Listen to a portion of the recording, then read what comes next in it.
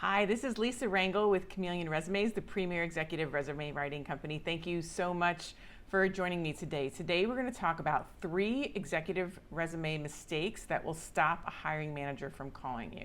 And how do I know these mistakes will stop a hiring manager from calling you is because I was a recruiter for 13 years and I see these mistakes happen over and over and over again in owning my executive resume writing company. And I want to share these 3 mistakes with you today because if you're doing any of them, you can actually fix them really quickly by the time you are finished with this video.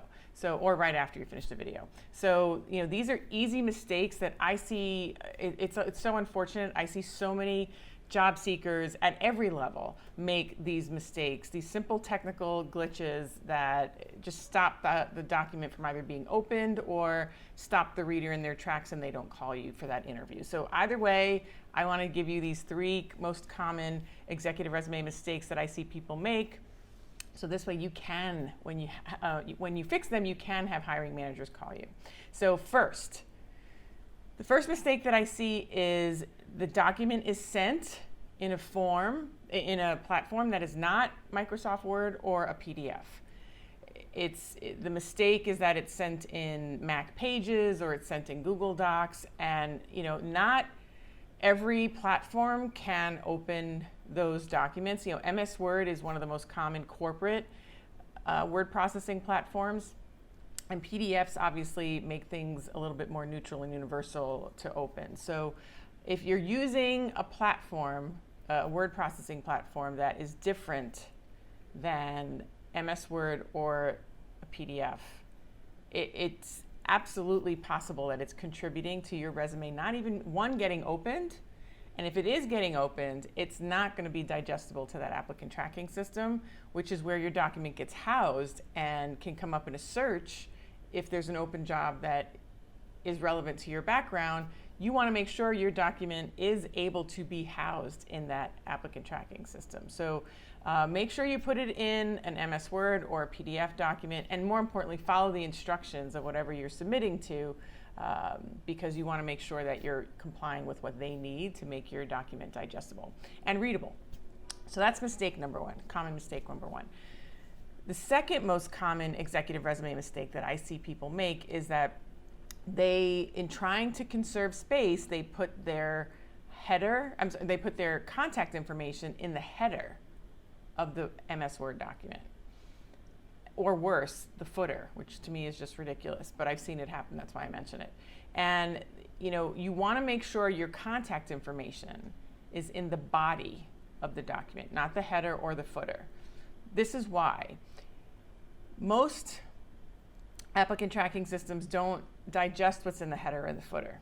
And so if you start your resume body with the content of your resume and not with your contact information, your contact information is going to get lost. It's not going to necessarily get digested into the applicant tracking system. So then they can't call you, right? That's the main issue with this problem. The other reason why you don't want to put your contact information in the header is because if a recruiter is looking at your resume in an email previewer, like MS Outlook, again, Microsoft products are the most common corporate platforms used at corporations, obviously. So you want to make sure you're compliant with at least the most used corporate platform. If your resume is being viewed in a MS Outlook email previewer, where you can read the email attachment without opening up the attachment, if you were to test that yourself, you can see that it only shows the body of the document. It doesn't show what's in the headers or the footers. So if you have your contact information in the header or the footer, and a recruiter to go through a lot of resumes is looking at a document through an email previewer to not open it up and save themselves some extra steps, your contact information isn't showing. So again, if they're on the fence, they're not going to take the extra steps sometimes, which I know sounds ridiculous, but it happens. They may not take the extra steps sometimes to open up the document and get your contact information off the header or the footer, especially if they have other qualified candidates. So make sure that your contact information is in the body of the document. At the very top, You can make your margins really small. You can do all the gimmicks you need to do to maximize your space. Don't lose your white space in doing that, but you need to still make sure that your contact information is in the body of the document. So that's mistake number 2. Executive resume mistake number 3 that I see is that the job seeker does not put a heading at the top of the resume. And a title at the heading of the top of the resume. And so when you have, no title at the top of the resume, and this would be located under your contact information in that summary section, which is a brief section that shouldn't take more than a fourth or a third of your first page, before you go into your employment information.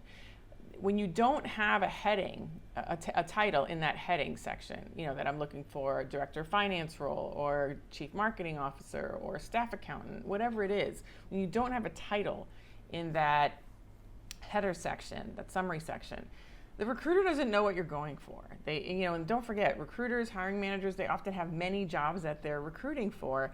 And when you put a title up top, you make it, one, easier for them to determine what you're looking for. They're not guessing. And secondly, you set a stage now. You set a context stage for the reader now to which digest all your the next information in your resume, your employment information, your education information. Now they're judging that information in the context of you wanting a specific job. When you don't have the title at the top of your resume, there's no context in which to evaluate your achievements, your education, your work experience. So when you put a title up top, you not only, one, make it easier for the person to know what job you want, but 2, you're setting a context in which all of your information then is evaluated in, which frankly, in most cases, gets you interviewed faster because they know what you want. You have to start with an end in mind. You have to start with a goal. You have to communicate that goal to the hiring manager, and the title up top in this header section is underneath your name is where you're going to be able to do that and do that effectively. So these are the 3 mistakes that I see people make all the time. Just to recap, first, they are not sending it in a MS Word or PDF document. The second is that they're putting their contact information in the header and not in the body of the document.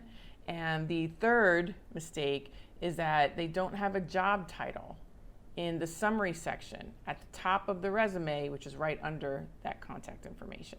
So you want to make sure that you have your title. So those are the 3 mistakes.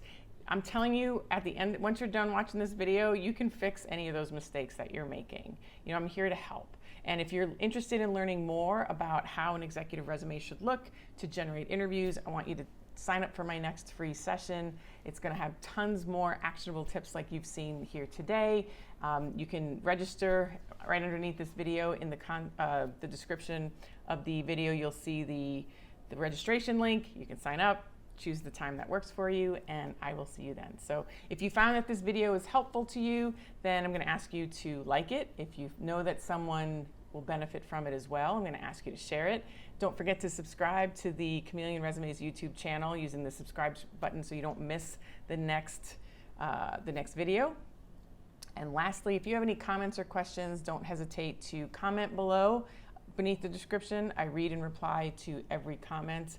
And you can also email me at lr@chameleonresumes.com. I also read and reply to every email. So thank you so much for joining me today, and I look forward to seeing you on the free training and for the next week's video. Take care.